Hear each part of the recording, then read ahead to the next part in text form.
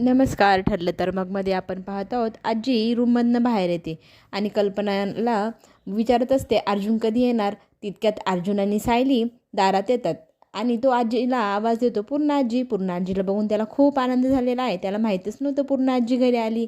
आजीला भेटण्यासाठी तो धावत धावत जातो आणि तिच्या गळ्यात पडतो आणि सायलीलाही खूप आनंद होतो. तीही घाई गडबडीने मध्ये पाऊल टाकणार. तितक्यात पूर्ण आजी म्हणते, तू थांब तिथेच, माझ्या घरात पाऊल टाकायचं नाहीस.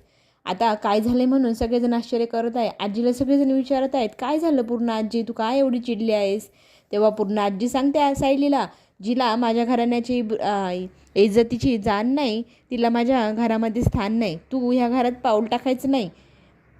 तेव्हा घरातले सगळेजण तिच्या जवळ येतात. पुन्हा आजीला विचारू लागतात, काय झालं आहे, तुम्ही एवढे का चिडला आहात. तेव्हा आजी म्हणते, तुम्हाला मी एक सांगते गोष्ट. तेव्हा सगळेजण विश्वास ठेवत नाही. तेव्हा प्रतापराव म्हणतात, काय झालं आजी, तू एवढी का चिडली आहेस. तेव्हा ते सगळेजण विचारू लागतात. तेव्हा अर्जुन म्हणतो, नक्कीच तन्वीकडे बघून नक्कीच आजीचे कोणतरी कान भरले असावे म्हणून आजी एवढी चिडलेली आहे. आजी म्हणते, कोणाचंही नाव घेऊ नका. मी काही कोणाचे कान भरल्यामुळे चिडलेली नाही. माझ्याकडे पुरावा आहे. तू तर वकील आहेस ना, तुला पुराव्याशिवाय काही गोष्टीच कळत नाही. तुला मी एक गोष्ट दाखवते, ती दाखवल्यानंतरच तुला मी जे म्हणते आहे त्याच्यावरती विश्वास पटेल. तेव्हा तो आजी एक व्हिडिओ दाखवते. त्या व्हिडिओमध्ये सायली खूप दारू पिलेली आहे आणि किती नाचते, कशी काय वागते, ते सगळं बघून सगळ्यांना लाज वाटत असते. सगळेजण तिच्याकडे इतके किळीसवाणी नजरेने बघत असतात, जसे काही ती रोजच दारू पिते. सगळेजण काही ना काही कमेंट पास करायला लागतात. कल्पनाला तर विश्वासच बसत नसतो तिच्या डोळ्यांवरती. असं कसं घडलं, अर्जुन तर सोबत असताना अशी ती कशी दारू पिऊ शकते. म्हणून तीही सायलीकडे बघत असते. सायली तर मोठा गुन्हा केल्यासारखी दारात मान खालून उभी असते. मग अस्मिता नेहमीप्रमाणे काहीतरी टॉन्ट मारते. ह्या रस्त्यावरच्या उचलून आणलेल्या मुलीकडनं काय अपेक्षा करायची, अशी ती बोलत असते. अर्जुनला आणि अश्विनला खूप राग येतो. अश्विन म्हणतो, अस्मिताई, तू काय बोलते आहे, तुझ्या तोंडावर तुझा लगाम ठेव. मोठी माणसं बोलत आहेत ना, तू अशी मध्ये बोलायचं नाहीस. तो तिच्याकडे रागारागाने बघत बोलत असतो. तेव्हा पूर्ण आजी म्हणते, ती काय चुकीची बोलते. तिच्या बापानेच गुन्हा केला आणि तो जेलमध्ये बसला. त्यांच्या मुलीकडनं तरी काय अपेक्षा करायची.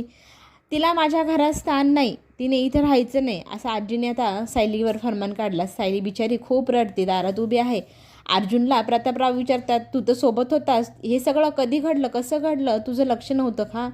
तेव्हा पूर्ण आजी म्हणते, त्याला तर त्याच्या बायकोची कुठली गोष्टीची चूक वाटतच नाही. तो तिच्या प्रत्येक गोष्टीत सामीलच आहे. कल्पना तिला आजीला म्हणत असते की आपण तिला माफ केलं पाहिजे. मोठ्यांनीच लहान मुलांच्या चुका कबूल करून त्या पदरात घ्यायला हव्या ना. पण पूर्ण आजी आता कुणाचंही काही ऐकायला तयार नाही.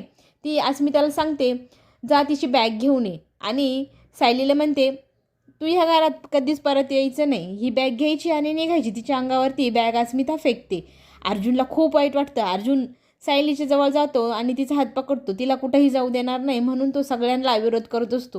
पूर्ण आजी म्हणते, का नाही तू जाऊ दे तिला, मी सांगितलं आहे, माझा आदेश आहे. तेव्हा सायली म्हणते, माझ्याकडनं जी काही चूक घडली तिच्यासाठी मला तुम्ही माफ करावा अशी माझी इच्छा आहे आणि मी जाते इथून. अर्जुन तिच्याकडे बघतो आणि म्हणतो, तू कुठेही जायचंच नाही, तुझी रूममध्ये तू बॅग घेऊन निघायचं. तेव्हा ती म्हणत असते की नाही, पूर्ण आजीनी जर मला परवानगी दिली नाही तर मी ह्या घरात जाणारच नाही, असा सायलीचा निर्धार. पण अर्जुनही तितकाच पक्का. अर्जुन म्हणतो, मी तुला सांगत आहे ना, तू जा. मग तो परत आजीला उदाहरण देतो की अश्विन जेव्हा दारू पिऊन आला होता तेव्हा तो तुम्हाला चालला घरात ठेवायला, तेव्हा तुम्ही त्याला घराच्या बाहेर काढलं नाही. प्रतापरावला राग आला. प्रतापराव म्हणतो, त्याची परिस्थिती वेगळी होती आणि त्यावेळेची सिच्युएशनही वेगळी होती. आणि मध्ये अस्मिताही बोलते. तेव्हा अस्मितालाही तो उत्तर देतो, तुझे 5 लाखाचं कर्ज घेण्यासाठी जेव्हा लोक आले तेव्हा या घराण्याची आबरू इज्जत कुठे गेली होती. तेव्हा नाही गेली तुमच्या घराण्याची लाज आबरू, असं सगळ्यांना तो सवाल करतो. आणि सायलीला तो म्हणत असतो, तू मला सोडून कुठेही जायचं नाही आणि हे घर तर अजिबातच सोडायचं नाही. तुमची बॅग उचलायची आणि आतमध्ये निघून जायचं.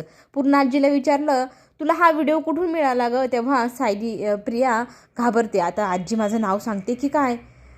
इकडे पूर्ण आजी म्हणते, तो प्रश्नच विचारू नको. जे घडलं आहे ते खूप वाईट घडलं आहे. मला आता ही मुलगी ह्या घरात नको आहे. माझ्या निर्णयाला तू लगाम घालतोयस मला अजिबात आवडलेलं नाही. तेव्हा अर्जुन म्हणतो, हो तू जे करते ते चुकीचं आहेस म्हणून मी तुला विरोध करत आहे. सायलीला तो सांगतो बॅग उचलायची आणि तू रूममध्ये जायचं. सायली त्याचं ऐकते आणि बॅग घेऊन तिच्या रूममध्ये निघून जाते. कल्पनाच्या जीवात जीव आला सायली घरात गेल्यानंतर. पण पूर्ण आजी खूप चिडलेली आहे. आत्ता मला कुणाशीही काहीही बोलायचं नाही असं म्हणत ती रागवते.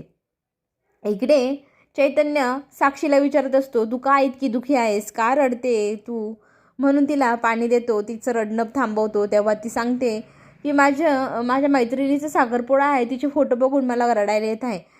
चैतन्य मला तुला गमवायचं नाही, तुझ्यासोबत मलाही साखरपुडा लग्न सगळं करायचं आहे. तू तुझ्या घरच्यांना म्हणजेच तुझं घर म्हणजे अर्जुन आणि त्याचे आईवडील सगळ्यांची परवानगी घे ना आपल्या दोघांच्या लग्नासाठी. चैतन्य म्हणतो अर्जुन किती हट्टी तुला माहिती आहे ना. पण साक्षी म्हणत असते प्लीज मला तुझ्याशी लग्नच करायचं आहे, तू त्याची परवानगी काढ, त्याच्या परवानगीशिवाय आपण लग्न नाही करू शकणार. त्यांनी जर परवानगी दिली तरच आपण लग्न करूया ना. चैतन्याला किती आनंद वाटतो की अर्जुनची किती रिस्पेक्ट करते साक्षी.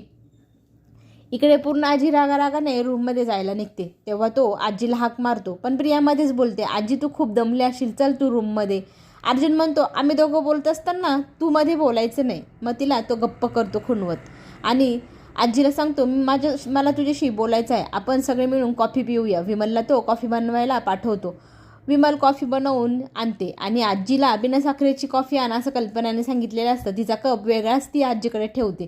तितक्यात आजीला तिच्या बहिणीचा फोन येतो. सगळेजण फोनमध्ये बोलण्यामध्ये इतके व्यस्त असतात, त्या सगळ्यांचं लक्ष नसतानाच अर्जुन आजीची कॉफी उचलून आणतो, त्याच्यामध्ये साखर घालतो. साखर घातल्यानंतर तो चमचा खिशातनं काढतो आणि ती साखर विरघळवून घेतो. कुणाचंही त्याच्याकडे लक्ष नसतं, सगळेजण फोनमध्ये बोलण्यामध्ये व्यस्त असतात. अर्जुन कोणाचं लक्ष नसताना ती कॉफीचा मग पुन्हा तिकडे नेऊन ठेवतो.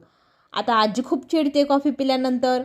हा एवढा गोड कॉफीचा कसं काय मला तू दिला विमलला. विमल म्हणते मी नाही टाकलेली खरंच. कल्पनाही म्हणते कसं झालं तुझ्याकडनं. तेव्हा पूर्ण आजी खूप चिडते, तू मला वेड्यात काढतेस, मी कॉफी पिले, मला खूप गोड लागली आणि तू म्हणते साखर टाकलीच नाहीस. तेव्हा पूर्ण आजीला अर्जुन म्हणतो विमल खरं सांगत आहे, विमलने त्याच्यात साखर टाकलेलीच नाही, तुमचं कोणाचंही लक्ष नसताना त्याच्यामध्ये मी गपचूप साखर टाकली. तशीच सायलीलाही कुणाचं लक्ष नसताना ते ड्रिंक पाजलेलं, म्हणून आज तुम्ही सगळेजण सायलीवर असा आरोप लावतात. दारू पिल्यानंतर अशीच अवस्था होईल ना कोणाची पण. मग तो सगळ्यांना त्याचं म्हणणं पटतं. अर्जुन सांगतो आता तू विमल सायलीसाठी चहा बनवून आण. मग तो तिच्या रूममध्ये जाण्यासाठी बॅग घेऊन निघतो. इकडे सायलीला खूप वाईट वाटत असतं. सगळेजण काय विचार करत असतील माझ्याबद्दल, मी किती चुकीची वागले, मी ते ज्यूस प्यायलाच नको होतं असं ती स्वतःशी बोलत असते. अर्जुन चहाचा कप आणि बॅग घेऊन आलेला असतो. तो तिचं बोलणं ऐकत असतो. ती खूप रडत असते. कितीही चूक करा ती आपोआप सगळ्यांसमोर येतेच. मी खूप चुकीचं वागले, मी या घरात राहण्याच्या लायकीचीच नाही असं म्हणत असते. अर्जुन म्हणतो तुम्ही काहीही चुकीचं केलेलं नाही, तुम्ही ती ड्रिंक स्वतःहून पिलेली नाही, तुम्हाला ती कोणतरी गुपचूप पाजलेली आहे. तेव्हा सायली त्याला म्हणते तुम्ही पूर्ण आजीशी का वाद घातलास, त्यांच्याशी का भांडलात, तुम्ही पण खूप चुकीचं केलं, पूर्ण आजीचं आपण ऐकायला हवं ना. तेव्हा तो तिला सांगतो. तेव्हा ती सांगत असते सगळेजण माझ्याबद्दल घरामध्ये किती घाण विचार करत असतील मी ते पिऊन गेले म्हणून. तेव्हा अर्जुन सांगतो मी सगळ्यांची समजूत काढलेली आहे, तेव्हा तुम्ही काळजी करू नका. ते ड्रिंक तुम्ही काही स्वतःहून पिलेलं नव्हत्या, तुम्हाला ते कोणतरी मुद्दाम पाजलं होतं आणि व्हिडिओही बनवला. आता मी ते लवकरच शोधून काढेल. पूर्ण आजीची समजूत कशी काढली असं सायलीने विचारल्यानंतर अर्जुन सांगतो मी पूर्ण आजीला पटवून दिलं, तिच्या कॉफीमध्ये साखर गपचूप टाकली आणि तिला पाजलं, तसंच सांगितलं. तसं सायलीचं लक्ष नसतानाही तिला कोणतरी सॉफ्ट ड्रिंकच्या ऐवजी ड्रिंक पाजली. मग हे आजीला पटलं. हे ऐकून आता सायलीच्या जीवात जीव आला. सगळेजण आता तिच्याबद्दल वाईट विचार करत नाही हे कळल्यानंतर तिला जरा बरं वाटलं. तो तिला कॉफीचा मग देतो, तिला चहाचा कप देतो आणि तिला सांगतो तू चहा पी आणि असा विचार करायचा नाही, हे घर सोडून कधीही कुठे जायचं नाही, हे घर जसं तुझं आहे तसं पूर्ण आजीचंही आहे आणि तितकंच तुझं. तेव्हा ती म्हणते पूर्ण आजीशी माझी तुलनाच होऊ शकत नाही, पूर्ण आजी ह्या घरातल्या आहे, मी तर थोडाच दिवस इथं राहणार आहे, 1 वर्षाचं कॉन्ट्रॅक्ट झाल्यानंतर मी तर निघून जाईल. आता अर्जुन पुढे काय करणार पाहण्यासाठी आपण पुन्हा भेटूया. धन्यवाद.